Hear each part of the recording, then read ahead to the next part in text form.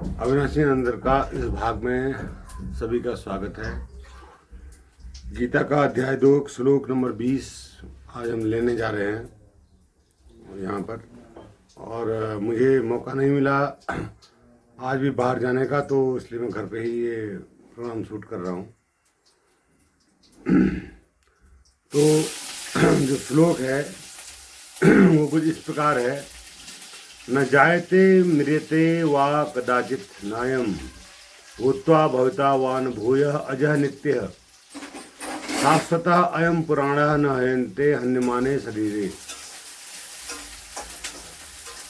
ये श्लोक है और श्लोक का शाब्दिक अर्थ है, यह आत्मा किसी काल में भी न तो जन्मता है और न ही मरता है, न यह उत्पन्न होकर फिर होने वाला ही है, नया उत्पन्न होकर फिर होने वाला ही है, क्योंकि यह अजन्मा, नित्य, सनातन और पुरातन है।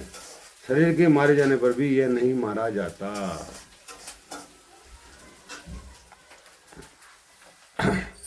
अब कितना समझा लेंगे हम कितना समझा लेंगे। गीता आज से 5000 साल पहले लिखी गई और उसके बाद तिलक जैसे व्यक्ति ने उस पर टीका लिखी।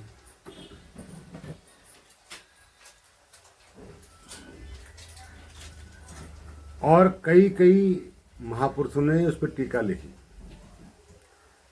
लेकिन आत्मा क्या है, क्यों है, कैसे है, आज 8.5 अरब की जनता इस विश्व में है। उसमें से कितने ही लोग आत्मा को जानते हैं? मुझे तो आज तक कोई मिला नहीं जो आत्मा को जानता हो। और जितने भी ऐसे लगते हैं जो आत्मा को जानते हैं, वो भी आत्मा को नहीं जानते। मैं ओशो से जुड़ा हुआ व्यक्ति हूँ। ओशो आचार्य रजनीश से, उनके विचारों से जुड़ा हुआ व्यक्ति हूँ। और ऐसे ही मैं संसार में 35 ऐसे दार्शनिक हैं जिनसे जुड़ा हुआ हूँ, जैसे ओशो हैं। 35 ऐसे और दार्शनिक हैं जिनसे जुड़ा हुआ हूँ। कांट हो गए, लाओ त्से हो गए, बुद्ध हो गए, महावीर हो गए, कबीर हो गए, ऐसे बहुत सारे। लेकिन आत्मा को किसी ने जाना हो, ऐसा व्यक्ति मुझे नहीं मिला अभी तक। अब मुझे ये समझ में नहीं आता है, कृष्ण भगवान की मूर्खता कहूँगा मैं, साफ मूर्खता ही कहूँगा कि वह एक ऐसे व्यक्ति को ज्ञान दे रहे हैं जिसका ज्ञान ध्यान से दूर दूर तक कोई रिश्ता नहीं है।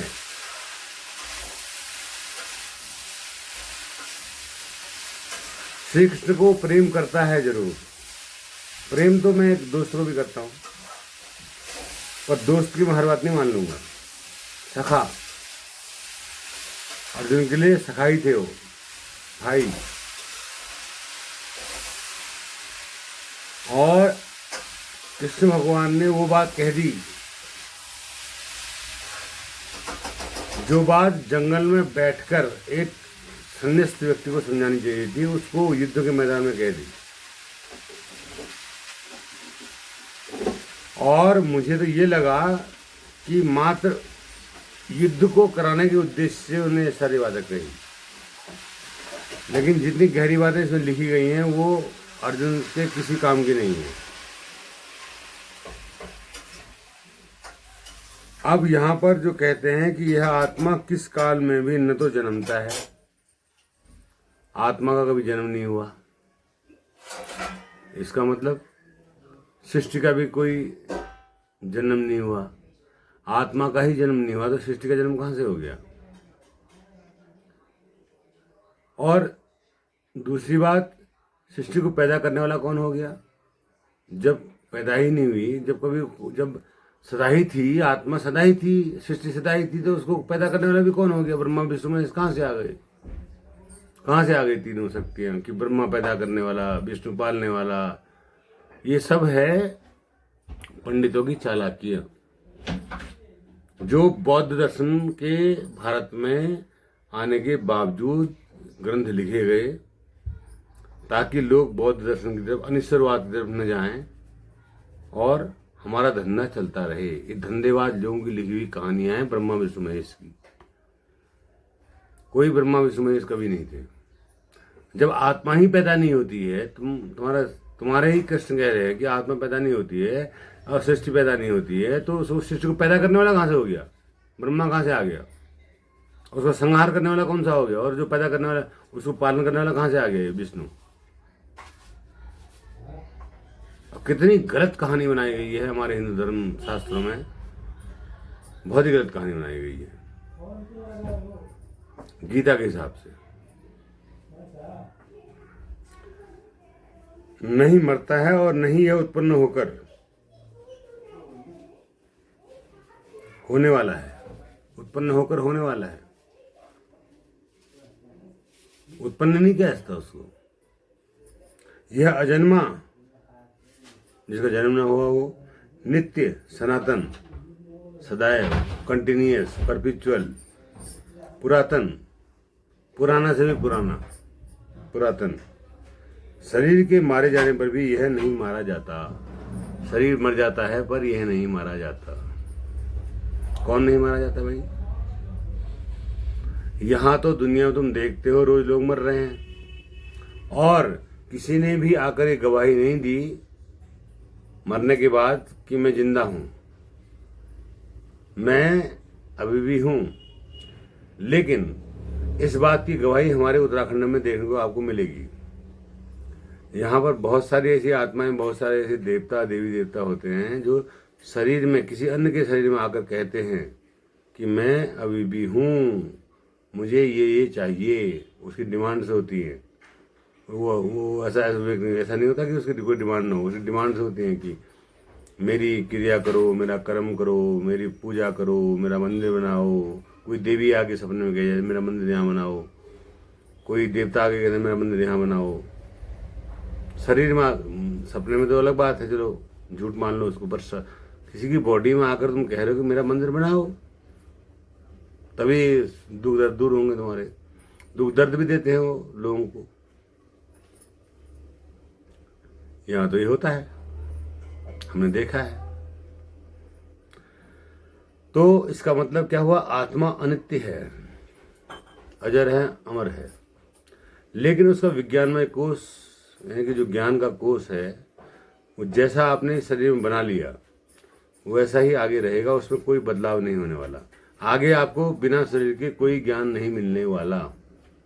जैसा ज्ञान आपने इस शरीर में ले लिया, वही विज्ञानमय कोष आपके साथ आगे जाएगा।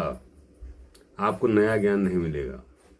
आपकी शक्तियाँ बढ़ सकती हैं। आप अगर बहुत समय तक प्रेत योनि में रह रहे हैं तो आपकी शक्तियाँ बढ़ सकती हैं, आपकी और चीज़ें बढ़ सकती हैं, पर आपको ज्ञान नहीं मिलेगा। ज्ञान के लिए तो यही मनुष्य योनि दी गई है आपको। और तुम मूर्ख हो, तो मैं मूर्ख ही कहूँगा साफ साफ शब्दों में। तुम किस में उलझे पड़े हो? धन, माया, प्रॉपर्टी, जमीन, नौकरी, सामाजिकता, बस इसमें उलझे पड़े हो। तुम क्या ज्ञान ले रहे हो? क्या ज्ञान लिया तुमने? तुमने यही ज्ञान लिया कि शादी में क्या क्या देना पड़ता है, क्या क्या लेना पड़ता है, शादी कैसे करवाते हैं, रिश्ते कैसे जुड़वाते हैं। वही सयानेपन का ज्ञान लिया तुमने। और क्या लिया? मकान कैसे बनवाते हैं, मिस्त्री से कैसे बात करते हैं, ठेकेदार से कैसे बात करते हैं, कैसे सस्ते में मकान पड़ेगा।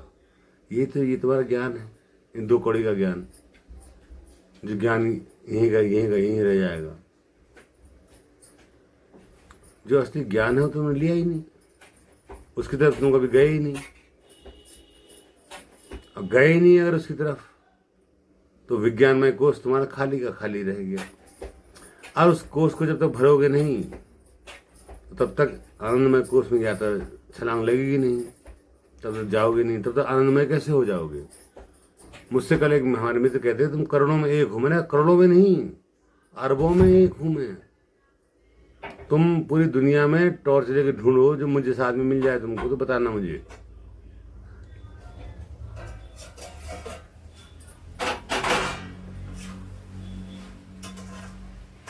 नहीं मिलेगा। मैं देख चुका हूँ अभी तक, बहुत सारे मनुष्यों से संपर्क करके मैं देख चुका हूँ, सब खत्म खत्म। कहीं कोई चेतना जागृत नहीं हुई है, सब सोए पड़े हैं। एक चेतना जागृत हुई थी कृष्णमूर्ति की उसी समय में, जैसे बुद्ध की और महावीर की एक साथ ही हुई, और ओशो की। उसके बाद क्या? सूनापन, सूनापन। कोई चेतना जागृत नहीं हुई, सारी सोई हुई चेतनाएं।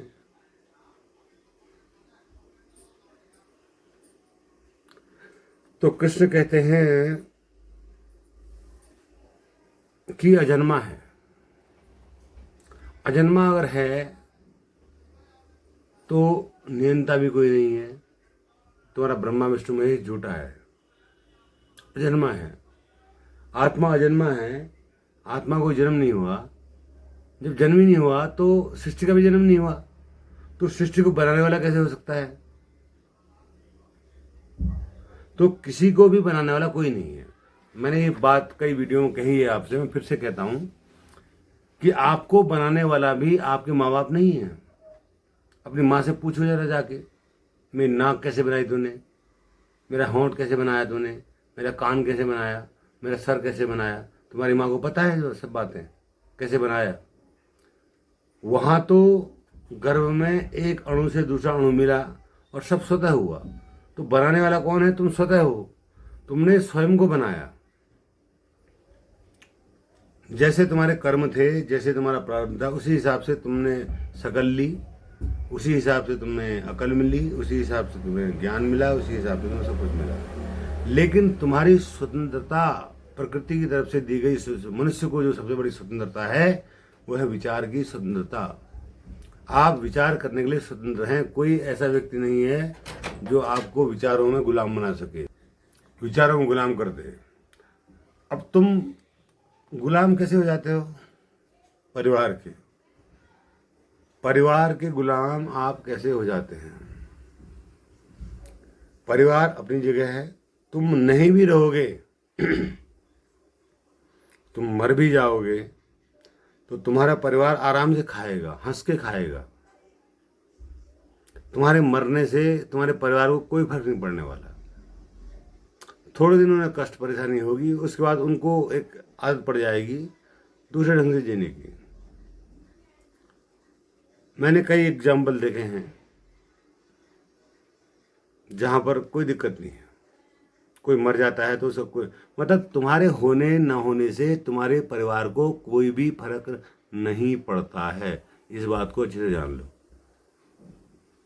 जब तुम्हारे होने और न होने से तुम्हारे परिवार को कोई फर्क नहीं पड़ता है, तो तुम परिवार, समाज, इसके प्रति इतना जुड़े हुए क्यों हो? हटो इससे, कटो इससे। तब तुम्हें समझ में आएगा तुम्हारा अविनाशीपन, तुम्हारी आत्मा क्या है, तुम्हारी आत्मा है क्या। तब तुम जान पाओगे इस बात को। जब तक नहीं जान पाओगे, जब तक जुड़े हो तब तक नहीं जान पाओगे। इसलिए तो बंधन आपने खुद क्रिएट किया है और इससे आजाद भी आप खुद हो सकते हैं।